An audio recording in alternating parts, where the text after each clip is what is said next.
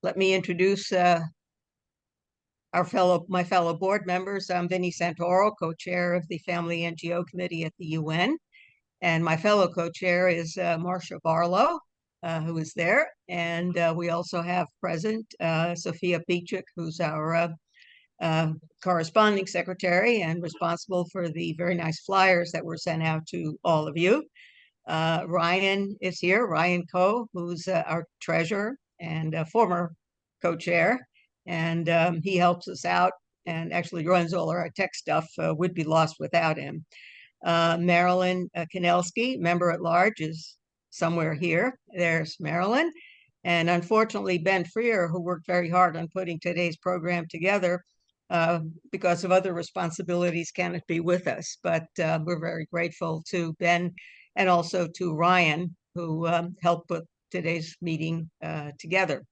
So once again, greetings and welcome to everybody who has decided to join us. And by way of introduction, let me say that every spring we canvass various colleges and universities and look for research that is going on about family matters and find some excellent programs and studies that are going on and present them at our April meeting. This has pretty much become a tradition with us in the last few years. So today we have three graduate students, one from the Catholic University of America in Washington, D.C., and two from the University of North Texas in Texas. Actually in Denton, Texas, and I had no idea where Denton was, being a New Yorker, but I did Google it, and it's in the Dallas-Fort Worth area, correct? So welcome to the three of you. We're very glad to have you. I think you've been given marching orders as to 15 minutes or 20 minutes to speak. And we also allow for Q&A, but at the end, after all three speakers have presented. So those of you who are out there listening to us, please, if you have some questions, put them in the chat box and I'll look in and hopefully we can answer all of your questions. So I do hope you have some. So without further ado, let me present our first speaker, who is Laura Spence. Laura is all right. We're doing Kimberly Mosley first. We are? Okay. Yeah. Well, let me change my notes here. The last shall be first, I think. Okay. All righty. Kimberly Mosley from the University of North Texas is going to discuss some research on families that have children with autism, better known as ASD to psychologists, autism spectrum disorder. You know, all families, I'm sure, have problems of one sort or another, but probably even more so when they have a child faced with disability. But problems were meant to be solved. And Kimberly has some great ideas that she's going to share with us. And why don't we just get started? Kim, take it away. Thank you. Thank you for that warm introduction. It's an honor to be here. And can I please get a thumbs up if everyone can see my screen? Yes. Wonderful, wonderful.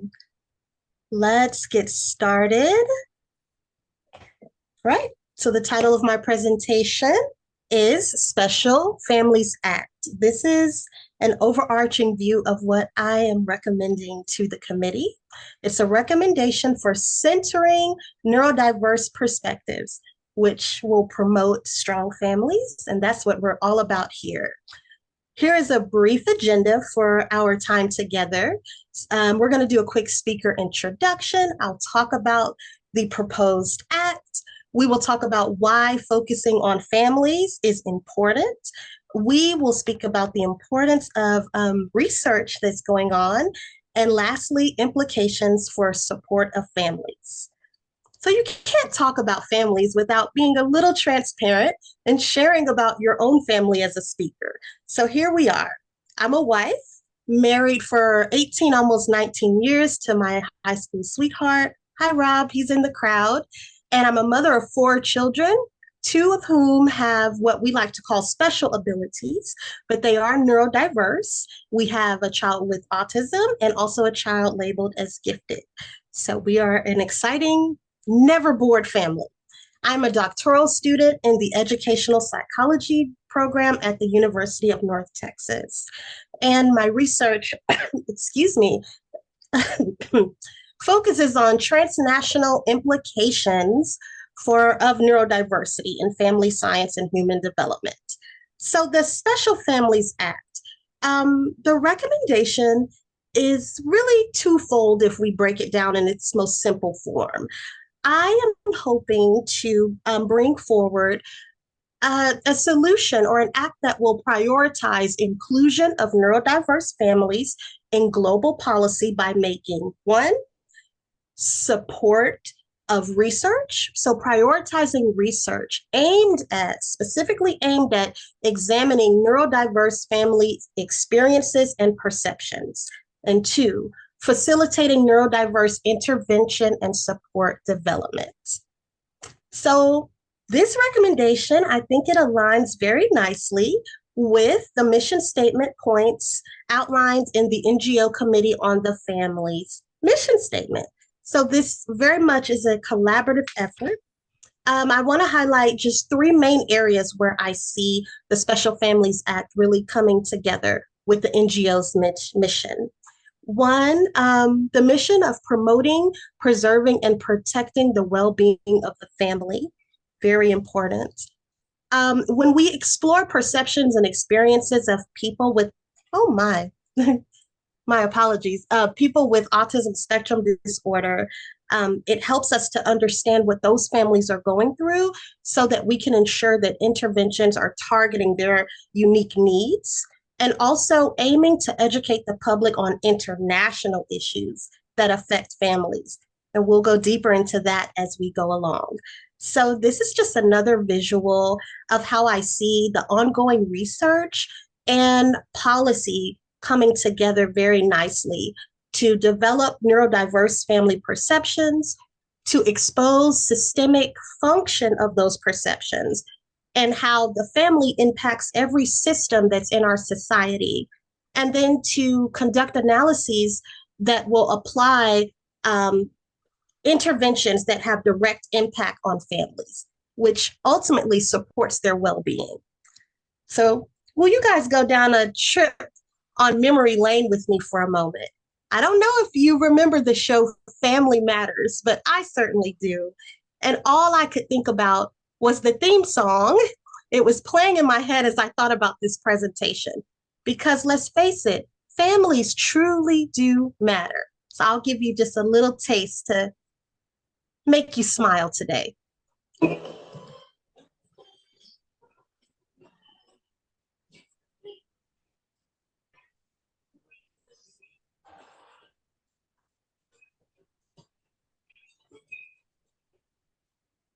I was tempted to play the entire song, but I wouldn't do that to you guys. But I thought that just summed it up beautifully. Families truly matter. And I know I'm speaking to people who already agree with this. I just couldn't help myself with the theme song. So we know that when we support strong families, what we are ultimately doing is supporting strong communities and strong nations, which ultimately creates a strong world. And that's what we want. Families matter. Before I move forward, I want to make sure that I am not assuming that everyone has an understanding of neurodiversity and autism spectrum disorder.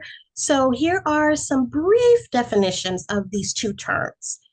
Neurodiversity relates to differences in the human brain and in cognition, and is exhibited by variations in development. And that's on various levels, okay? And then autism spectrum disorder is actually a neurological and developmental condition of neurodiverse cognition.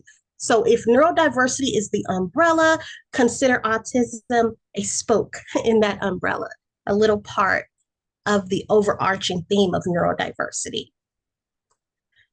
So let's get down to some numbers, just briefly. Don't worry, there won't be a lot of numbers, but I wanted to show you at the end of the year of 2021, the CDC, Center for Disease Control, released some alarming data that shows a steady climb in the number of children being diagnosed with ASD in the United States.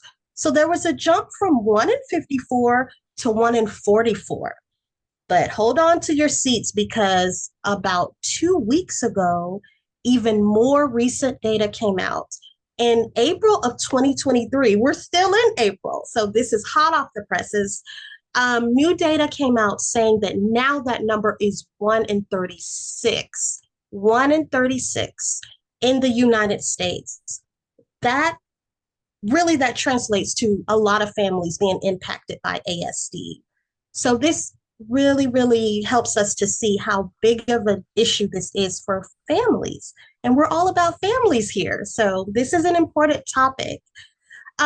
Global or international prevalence rates are a little bit less, what should I say, inclusive, because there are so many countries where they are not even gathering data on the number of ASD prevalence, the prevalence rates. But what we do know is roughly 1 in 100 children are diagnosed with ASD. And these are statistics from 2022. That translates to nearly 75 million individuals living with ASD worldwide. So a particular area where a gap was noticed in my research, my literature research, was in the area of sub-Saharan Africa. So that piqued my interest because I want to know what's going on in the places where we really don't have the numbers, concrete numbers. So walk with me into the world of Bronfenbrenner. For my research buffs, you know that name.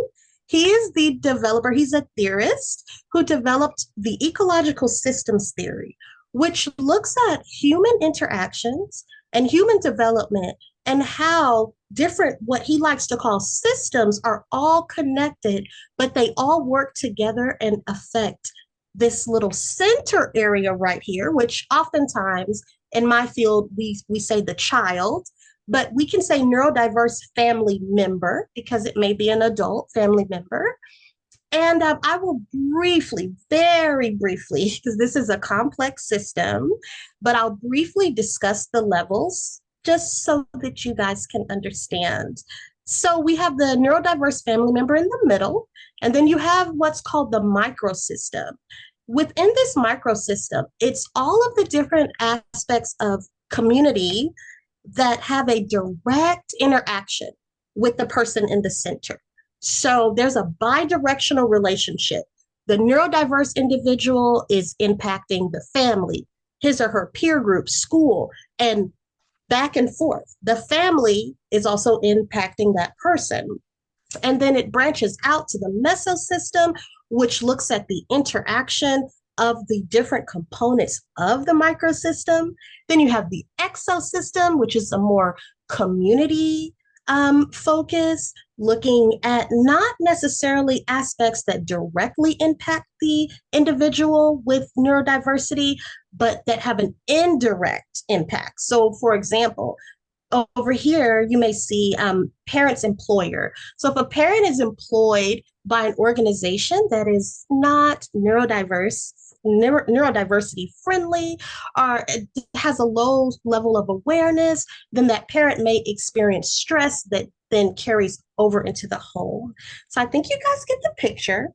The macro system considers family culture and beliefs, their socioeconomic status, and finally the chronos system looks at these various aspects over the lifespan and how they impact the family.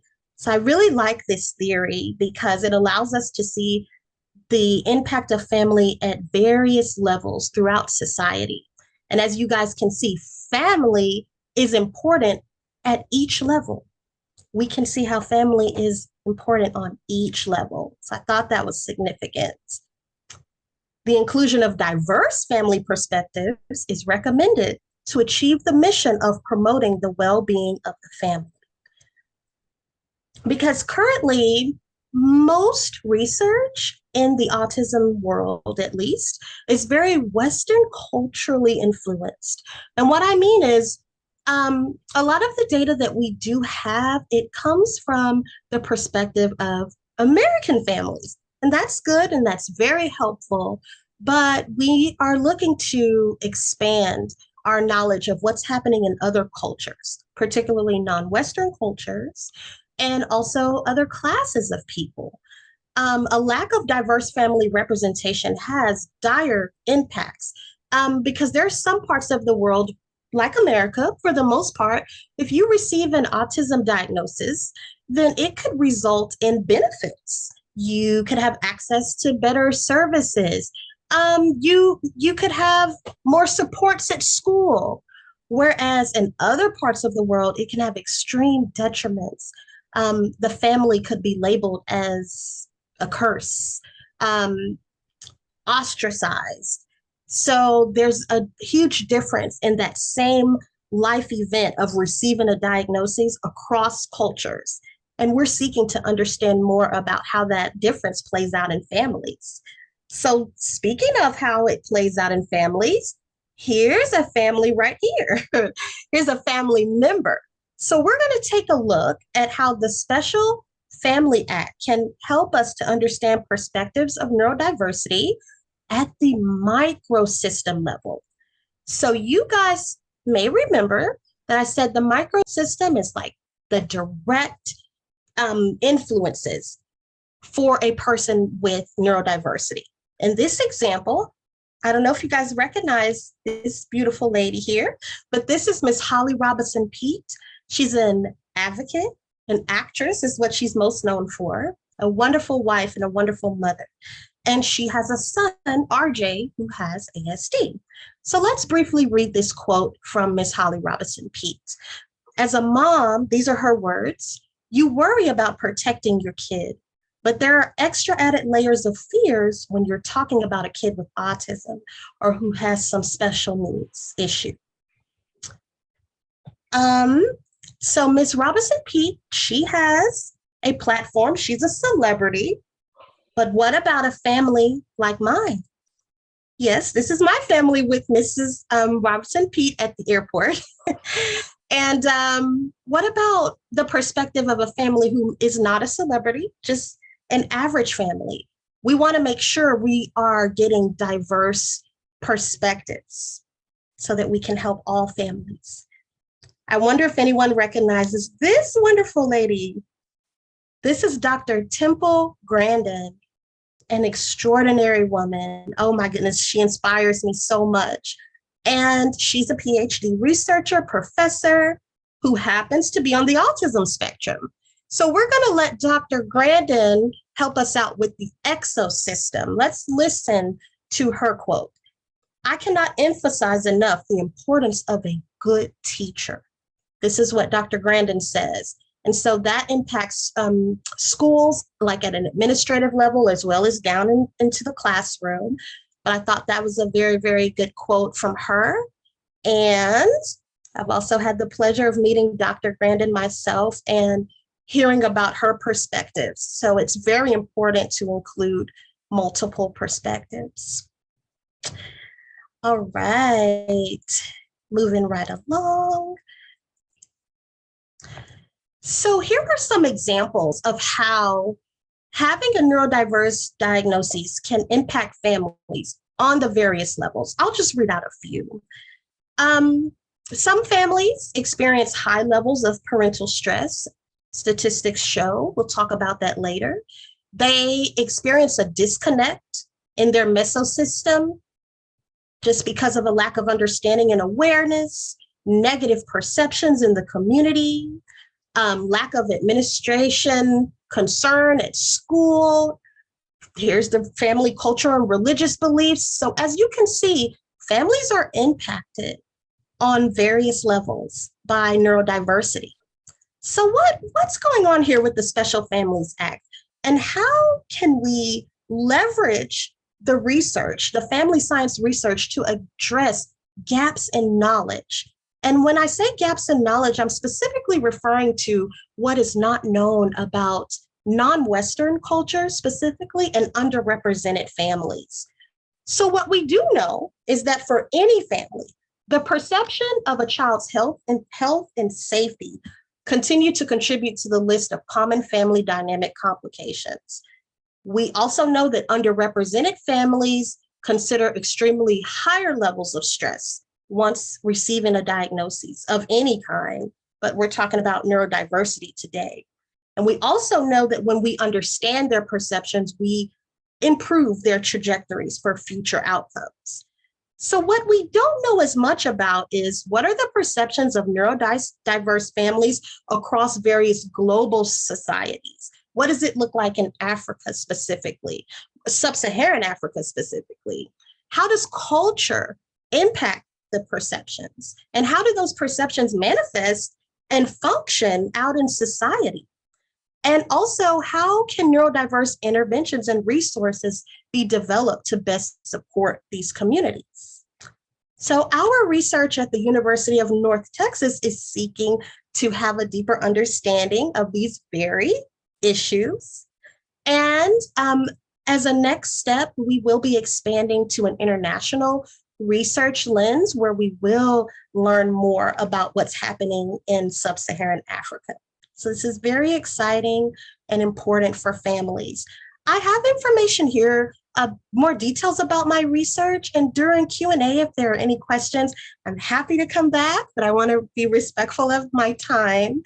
But yes, the research will be looking at neurodiverse perceptions across 5 what I'm calling cross sections of society: family members, educators, community workers such as police officers, bus drivers, you name it, anyone in the community, religious leaders, and clinicians. Okay, so far, findings have shown family-related themes that are emerging across all of those sampling groups. There's 2 main themes that I see emerging that I want to share with you guys. Significant influences from respondents' own childhood seem to have an impact on their neurodiverse perceptions, as well as each group has, and these are some quotes from participants directly from our research that's showing this coming forward, as well as a realization of a required partnership with the family.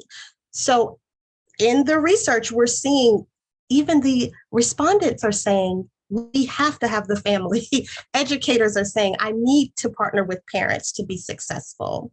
This is another example of some emergent themes from current research.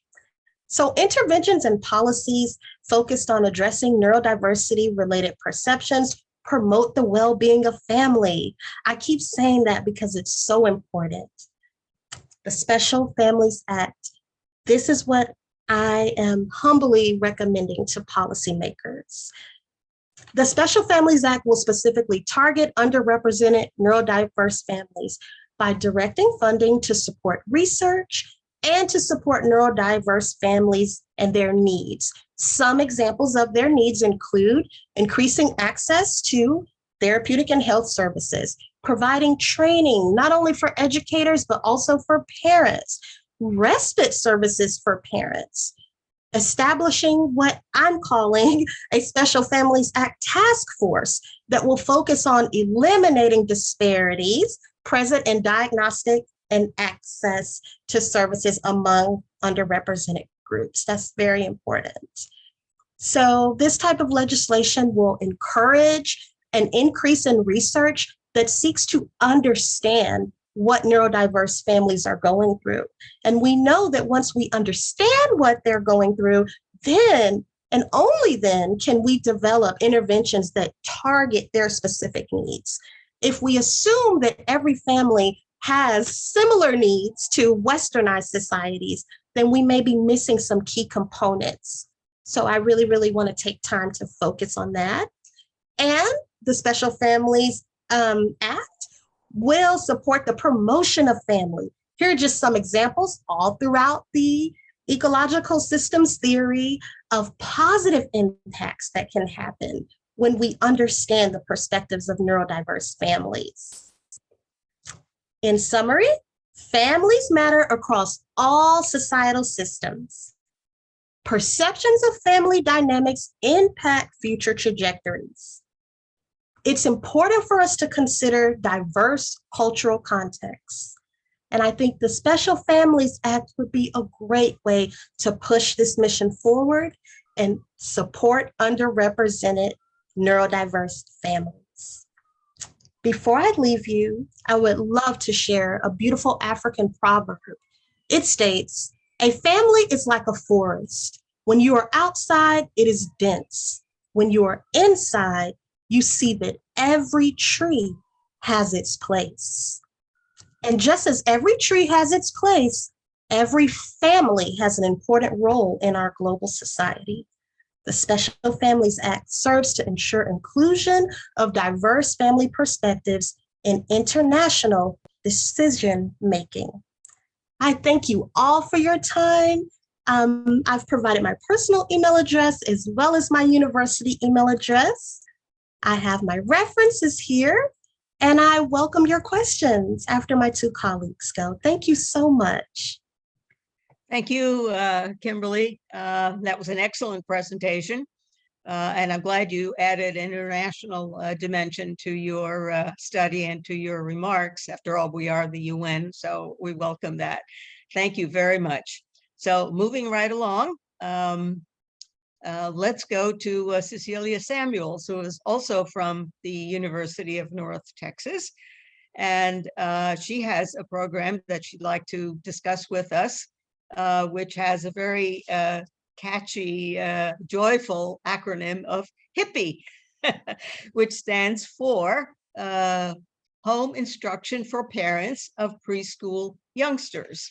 So I'm sure that those of you who are parents in the audience and have small children or have had small children will be listening very carefully to see how their lives could be improved somewhat to some extent by various programs that are out there. So Cecelia, thank you very much for being here, and take it away. Thank you. I am going to share my screen, and I'm going to be very hopeful that it works this time.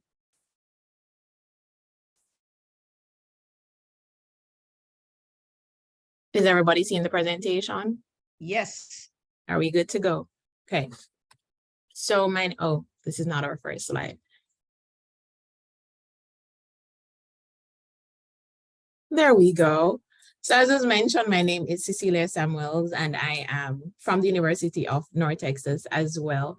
And I'm going to be sharing a little bit about HIPPY with you. Yes, it is catchy. It's so much easier to say than home instruction for parents of preschool youngsters. And the aim of today's presentation is to provide you with some information about the impact that this program is having, not just directly on the families that it serves, but the wider communities in which they exist. So HIPPY is, as was mentioned before, it stands for Home Instruction for Parents of Preschool Youngsters. And the primary aim is to support parents in their efforts in being their child first teacher, and in turn increasing kindergarten readiness.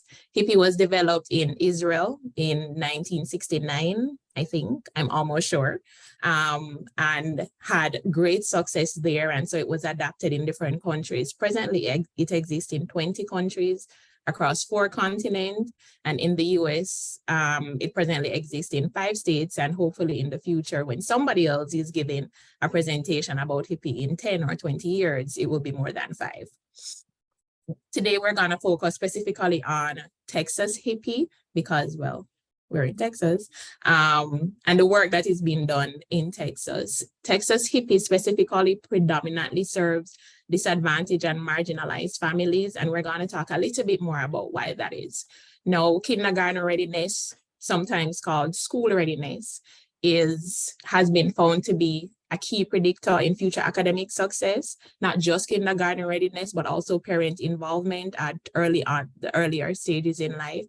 And though these are found to be key predictors, the reality is that for many families, they do not have the resources or existing disadvantaged communities or circumstances that makes it difficult for them to get their child kindergarten ready or hampers the process of that child being school ready, whether directly or indirectly.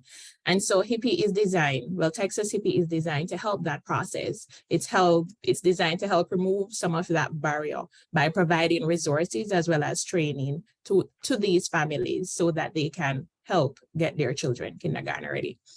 So the present study looks at the impact of Texas HIPPY on kindergarten readiness, parent-child engagement, educational activities, parent personal and professional development, and community impact.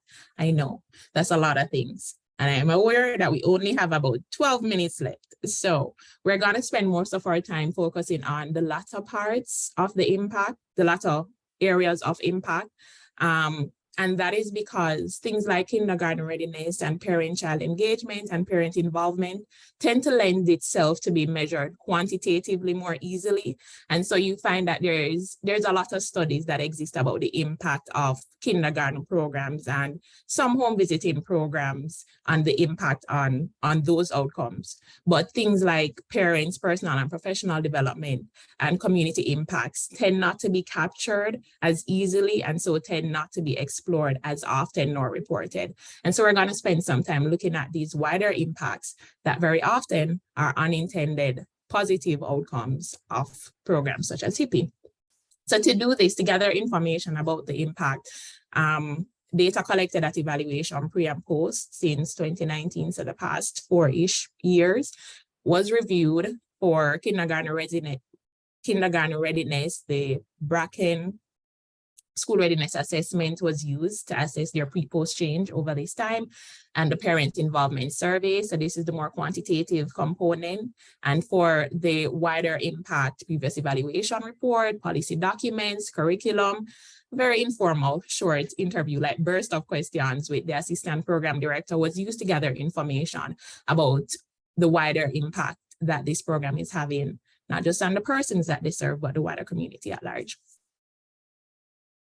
So to give you a general idea about Texas HIPPY, it presently is offered in both Spanish and English. Since we are in Texas, there is quite a large population of families that their primary language is Spanish. And to ensure that the program is able to be offered to those families, the program along with the resources are provided in Spanish, and they have the option to choose if they, irrespective of their predominant language, they have the option to choose which one they would like to receive the program in, which language they would like to receive the program in.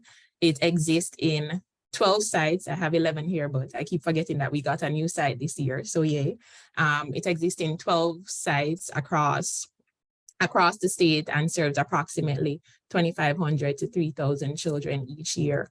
On average, and this is key to note, on average, the majority of the families that we serve do belong to minoritized and low-income communities. It is also important to note that an inclusion criteria for being a part of the program is that when the child is screened during registration, they have to be not quite school ready to receive the program. And this ensures that the people who are receiving the program are the people who needs it the most.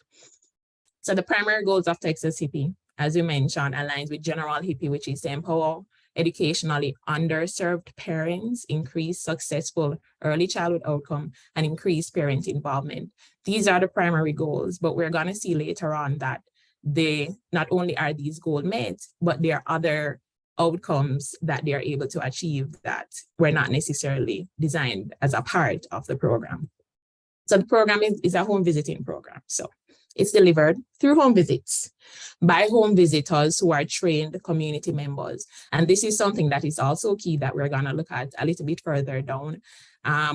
These home visitors provide guided role play to parents over a course of 30 weeks. The curriculum is delivered, they're given activities. The activities are done by the parents with the child, and they're given back to the home visitor. So there is that level of accountability to ensure that they are engaging with the content.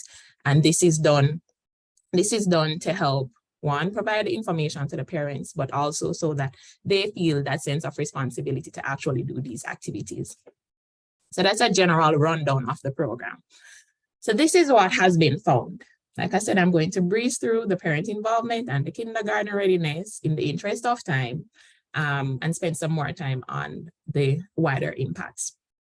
So parent-child interaction consistently has been found to be improved at post-test. The graphs that you're seeing is taken from the Texas HIPPY evaluation report for the year 2022.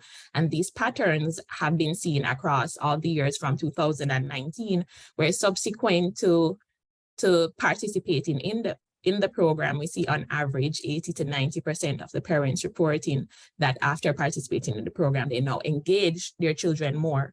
These two speak about talking with their child and reading with their child, but there are other components that are measured that are not scholastic, such as engagement in science activities, engagement in things like building blocks, storytelling. Parents consistently report that they do that more subsequent to their time spent in the program. Parents also report that they spend more time doing things that are the unconventional components of school readiness. Because when we think of kindergarten readiness, we think of ABCs and colors and numbers, but there are these psychosocial components that are also important. And so HIPPY includes that in the curriculum where those skill sets are targeted, and the aim is to have parents engage with their children in developing those social skill sets, creativity skill sets, so they are ready when they enter the classroom. So they're reporting good things. So we have parent-child interaction improving, yay. Next, we have kindergarten readiness, which is the driving force, because again, if they're ready for kindergarten, they have better lifetime academic success and professional development. Consistently, approximately 70 to 86% show improvement in school readiness, and this is based on the BSRA3, which is a standardized assessment tool.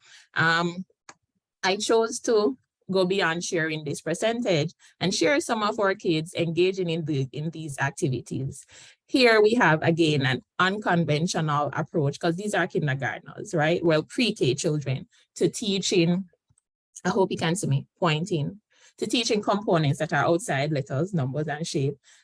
Here they're doing one of the activities about sprouts. So they're learning about germination, not in these words. They're learning about germination and how things grow and about taking care of nature. And this is one of the children deciding that his beans aren't sprouted as fast as he would like. And so he's going to provide them some more water. This is one of our kids engaging in the Where is Spot curriculum. And big part of this curriculum here. A part of this curriculum is building fine motor and creative skills.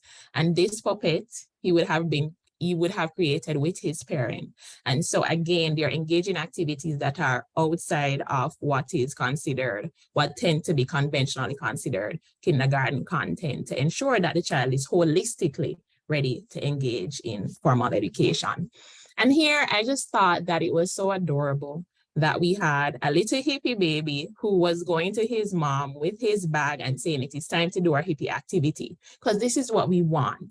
We want for when children leave home, they have this wonder about them and they're excited to learn. We want the perception to shift, move away from this great anxiety in transition into this very formal and structured environment to one.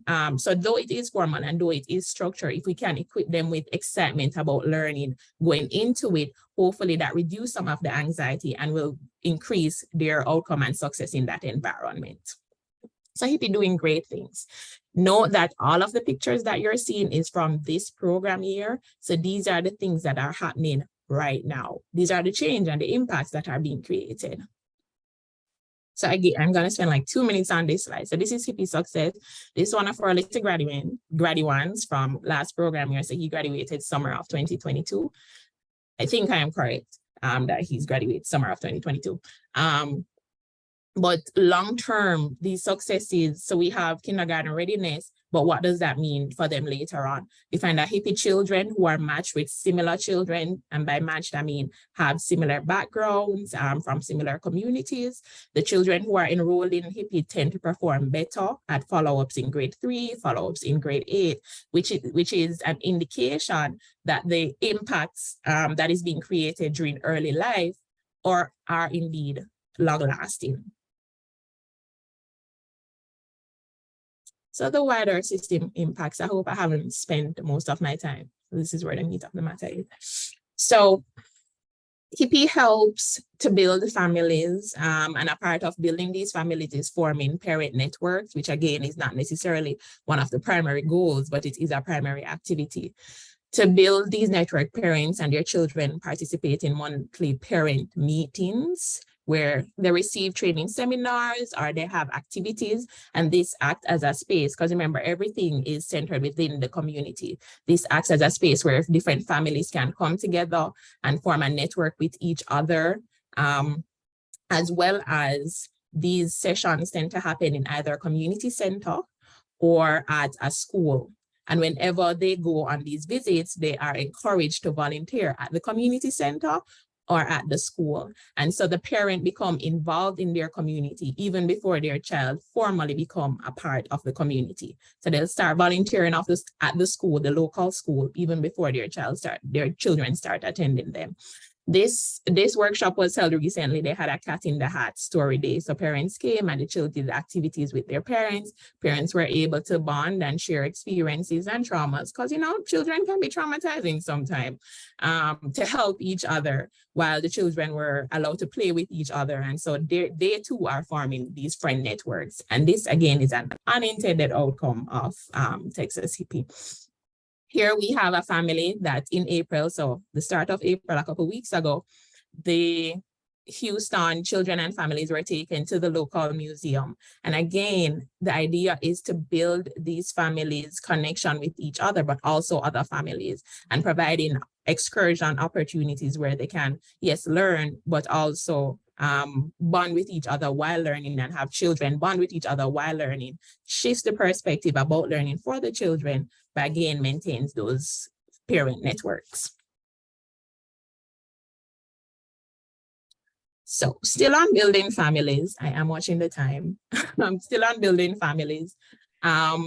There has been consistent study that shows that for families that are two-parent headed, where the father or the other parent is a part of the child's learning, those children tend to have good outcome and tend to have things like lower anxiety in entering new spaces, such as school, formal education.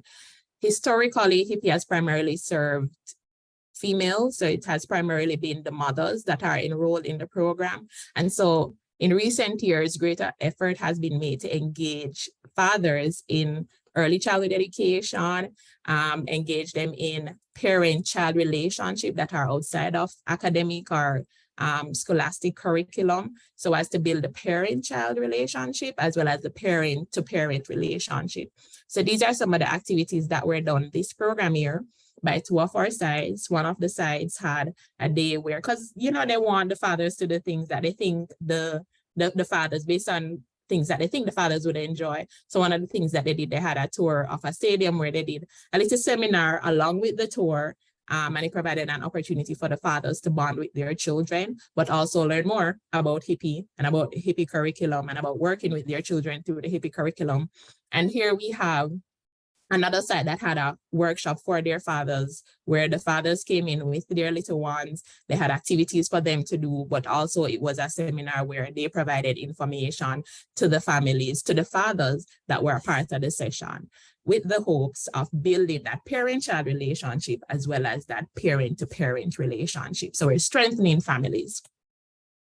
But also empowering the parent within the families. So in general, the educational level for the families that are served tend to be high school or less. I know it's really, really tiny. If you can zoom in, please. So it tends to be high school or less. And one of the things that HIPPY prides itself in is that the persons who are delivering the program tend to be recruited from not just the community, but persons who were once recipients of the program. And so presently, over 50% of the home visitors were once HIPPY parents. And so the hope is to build that site, build the families up, and by building the parent up. So when they matriculate to being a home visitors, the home visitors receive training in in educating adults, training in this delivering this curriculum, as well as it's a job. It's a way to generate an added income for the household. And so we hope that that's contributing to the advancement of the household. At the end of their service, more often than not, if they have met certain requirements, then there's an education award that is given, and that education award allow these parent to either get additional training or enter tertiary education to get their degrees. And so through being a part of the HIPPY program, they would have received the program to advance their child, build their confidence in being their child first teacher, be able to matriculate to being a home instructor where they receive training, which makes them more marketable, and also receive funding, which can increase their access to higher education. And so we find that the household is being developed not just from the academic and personal relationship component, but economically as well. So building communities. Here we have some of our home visitors, along with the families here in this one that is going out and doing community activities. So each year, home visitors participate in hours of service, and that's mandatory for home visitors. Keep in mind that these were once parents, and these service must happen within their own community. Families are invited to participate as well, so that they too can be a part of the change in their own community. The examples that are here, we have on MLK Day, there's always an activity across the different sites. This site, which is in Longview, chose to do messages of hope using chalk. And which child isn't excited to draw somewhere with colored chalk on the outside? So they invite families to come along and they walk around and spread messages of hope. This home visitor is doing a session of reading, and parents, along with home visitors, are encouraged to volunteer at local libraries as well as local schools to help support the classrooms, especially in understaffed schools. I don't know why that was so hard to say. To help support those organizations. And here we have one of the sites that chose to do a food drive. During the pandemic, there was a lot of families that were that benefited from those food pantries, and this community chose to give back to those food pantries through doing a tin food drive. And so the families, they collected 1,000, I think, I'm almost sure I'll get this wrong, but there was a couple £1,000 of food that was collected from these families who stood as beneficiaries not so long ago.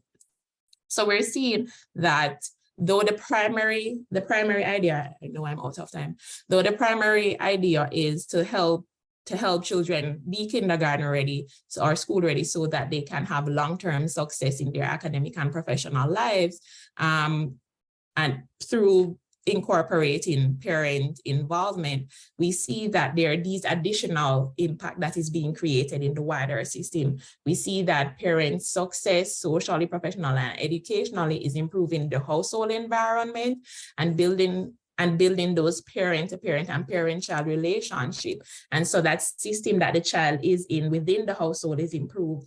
And then to expand on that, the communities through the community service, as well as volunteer actions within the community is improving the community, as well as the professional and economic development that we see happening in parents is helping to enrich to bring in additional income into the households.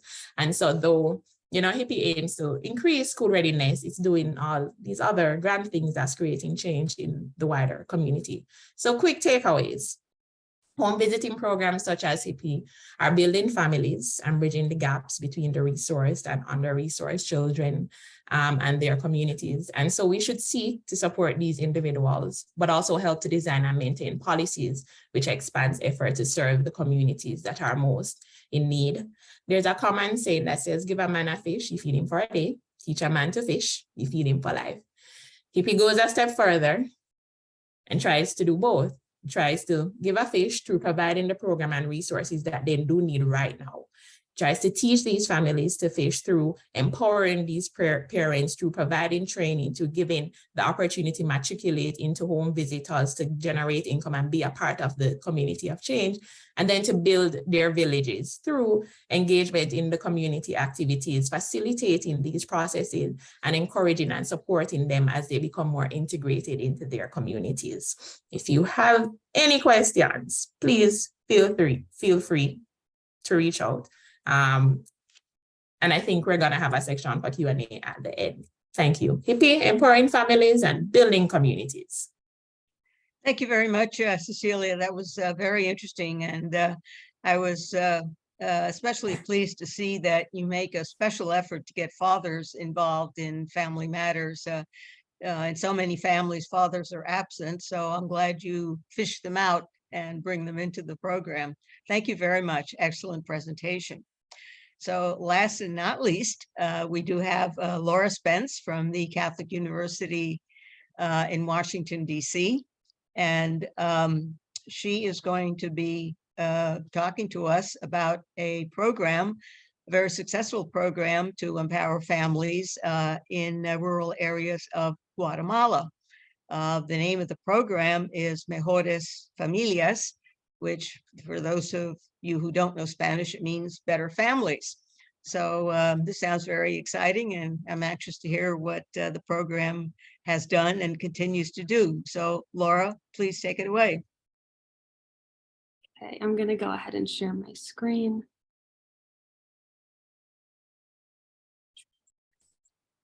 Okay, can we all see this screen?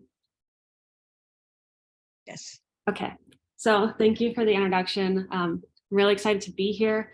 Like you said, my name is Laura Spence, and I'll be talking about an impact evaluation of Mejores Familias, which is all about making families stronger. So first, I just have a brief overview, kind of where I'm going with this presentation. So I'll give a little bit of background, and then I'll go into more detail about the intervention itself. And then I'll talk about the evaluation. And we don't have time to go into all of the results, but I'll give a high level view of the results. And then I'll highlight some that I think are important for this discussion.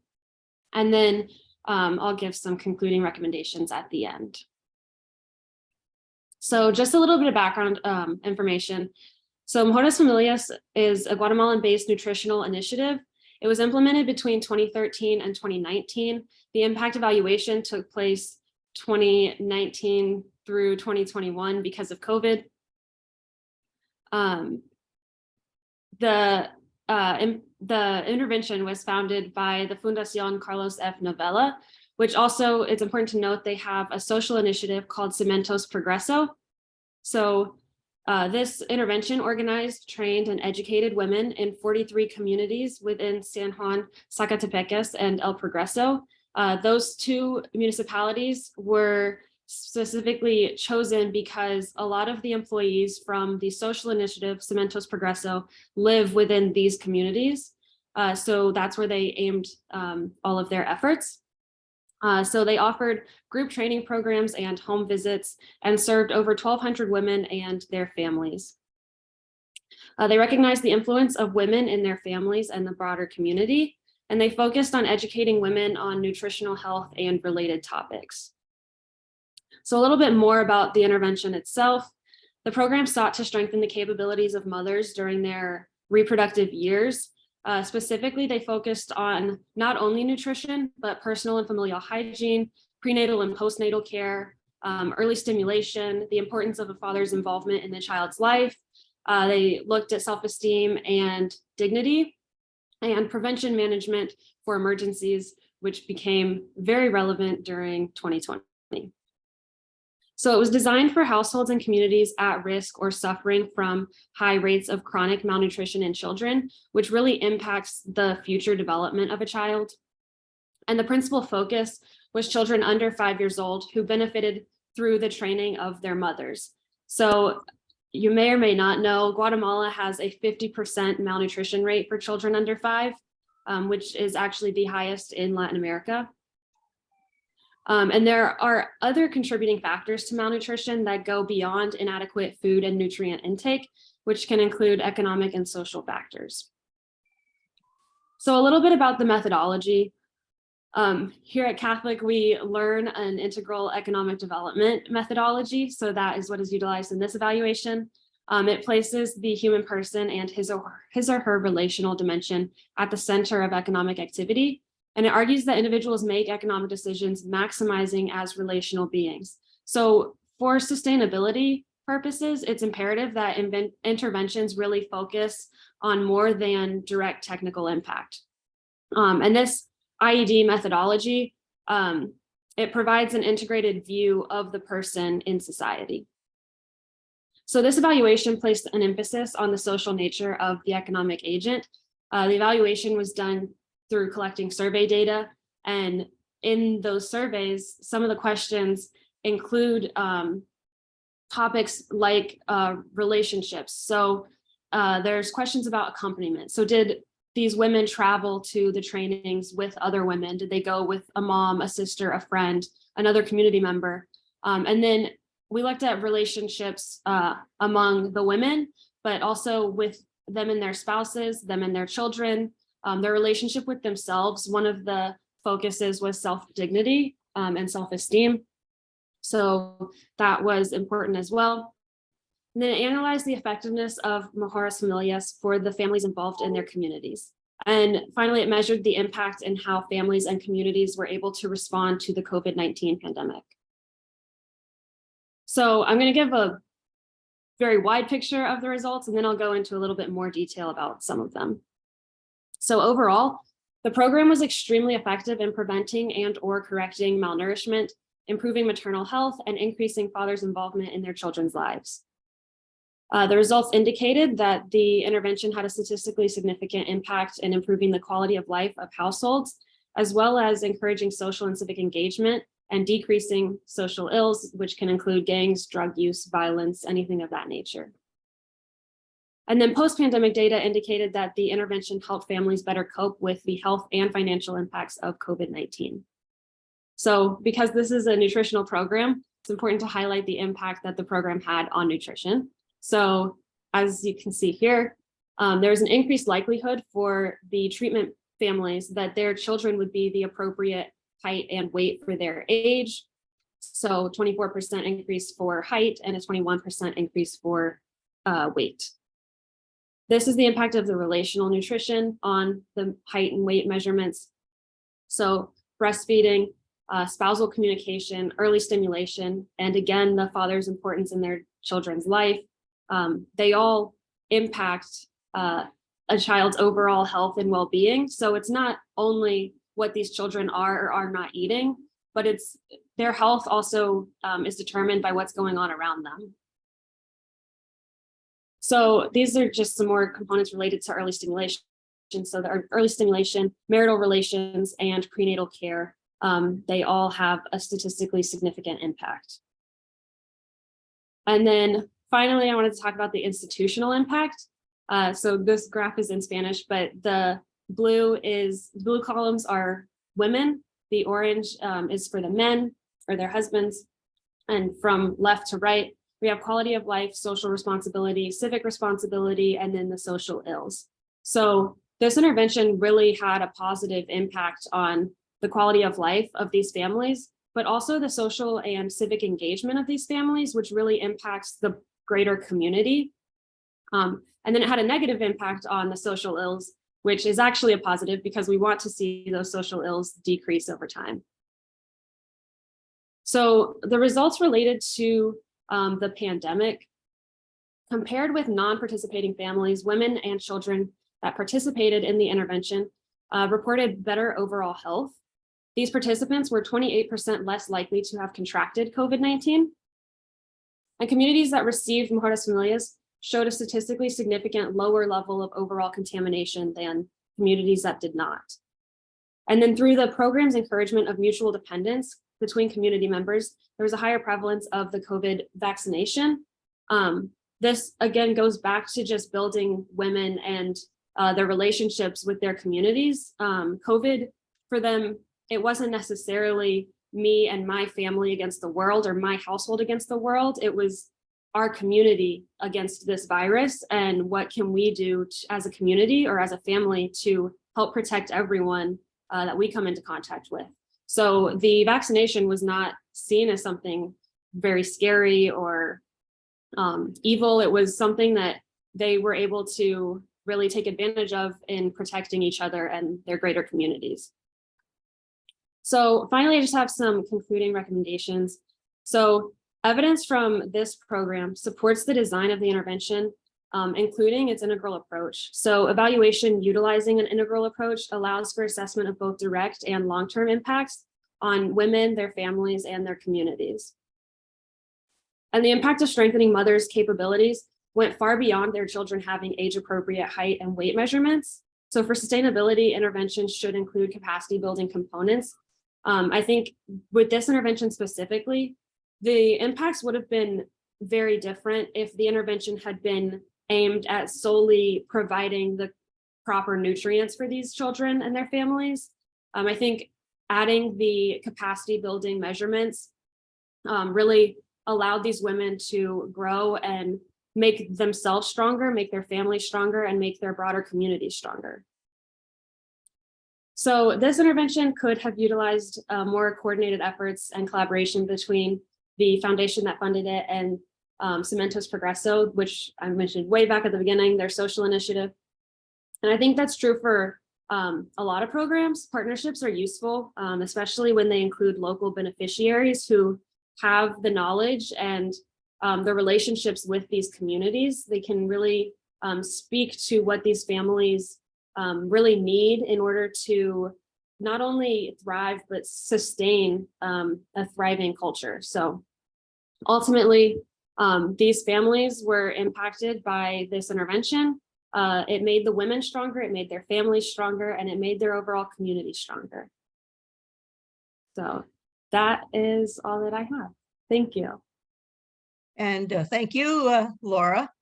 I don't know whether you can make your slides available, but if you do, if anyone requests them, that could be arranged.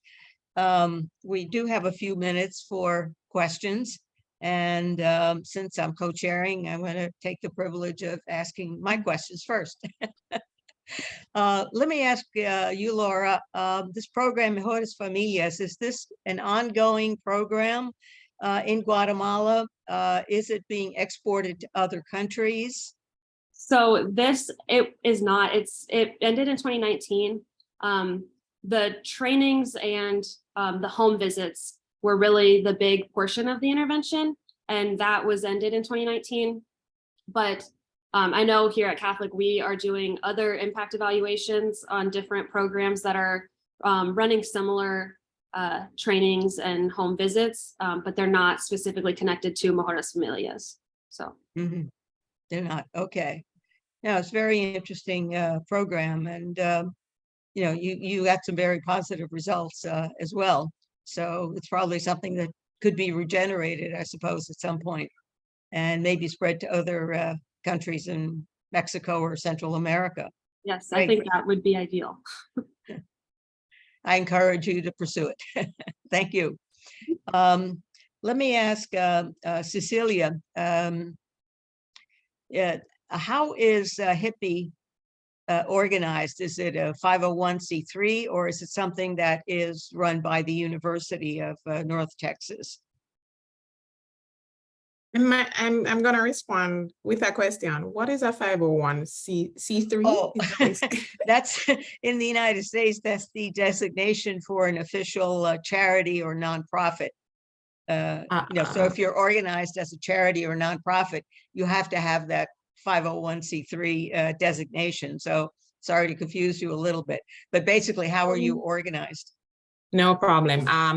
I do know that there are talks of shifting to a nonprofit. I mean, in theory, we are a nonprofit because there's nothing done to generate funding. It's primarily to provide the resources, and we're funded through different grants. Not that we are a registered nonprofit as yet. But presently we aren't. We're primarily funded through grants, but function as a nonprofit. Am I answering any question? You want to Yes. restate your question? Yes. Okay, all right. Yeah, you're not yet a nonprofit, but you could be organized formally as such at some point. Yeah. Yeah. And it's interesting that it has very almost ancient origins, as you said at the beginning, founded in 1969, I think you said, right? Mm-hmm, mm-hmm. Yeah. And one short question also for Kim. Your program is Special Families Act. And is that a piece of legislation? Is that a proposal that you're going to make? Or, why? It's the word act that has me a little bit confused. So can you just explain that a little bit? Sure. Yes. Thank you for your question. And it is simply a recommendation. I thought, what an honor to be in the presence of policymakers and a body that informs the United Nations. And so, forgive me if I was a little forward with putting the word act in the title. Not at all.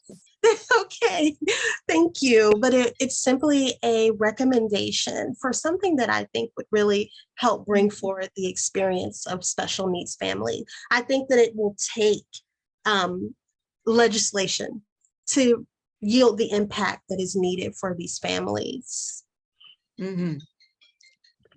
Okay, let me see what we have in our chat box. Okay, we have somebody who joined us from Nepal, so thanks to Zoom for that.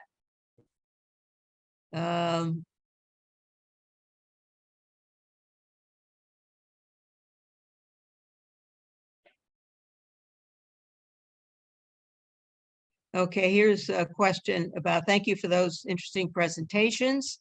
Are you aware of home interventions and resources for homeschooling?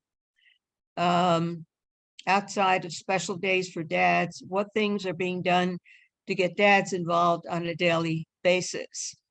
Okay, anybody want to take up on that one? I think that was, it says for Cecelia. Okay. I'm going to answer a question in parts. See multiple questions. For you're kind of getting that more about outside of special days, what things are being done for that to involve in daily basis.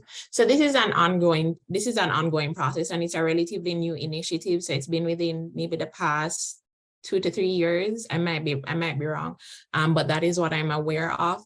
And the idea is to first engage the dads, just want them to be a part of HIPPY and a part of those interactions with their child, and then move to engaging with the curriculum. So as was mentioned, as a home visiting program, they go into the homes and they give them the package, and the child is supposed to do those, well, the parents do those packages with the child.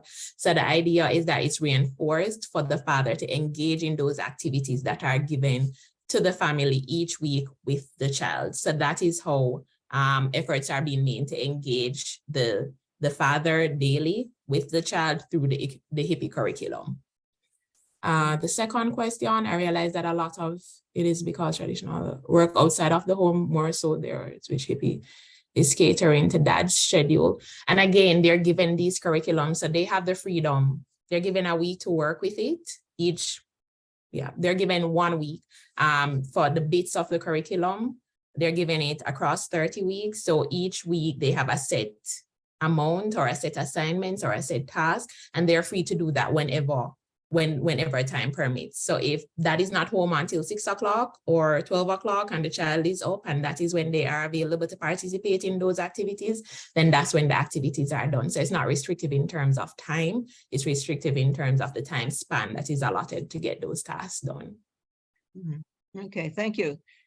Question for Kim. The fact that the number of children with autism is increasing, and is there a reason why this is happening?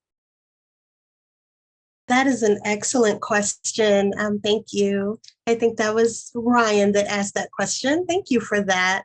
And I responded in the chat that is an interesting area, I shouldn't say of contention, but you do have differing beliefs.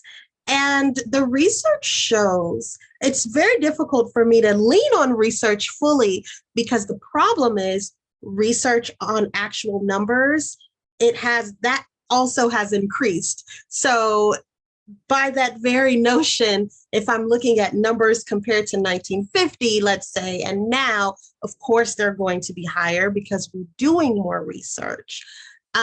So the awareness, the efforts towards research, many would argue that, yes, that does have some say on why we're seeing higher numbers. But then you have another body of believers that say the prevalence rates are not actually increasing in their function and their existence. It's just our awareness is increasing. So it's an interesting question, and it's difficult to pin it down just because of the way that research is developing.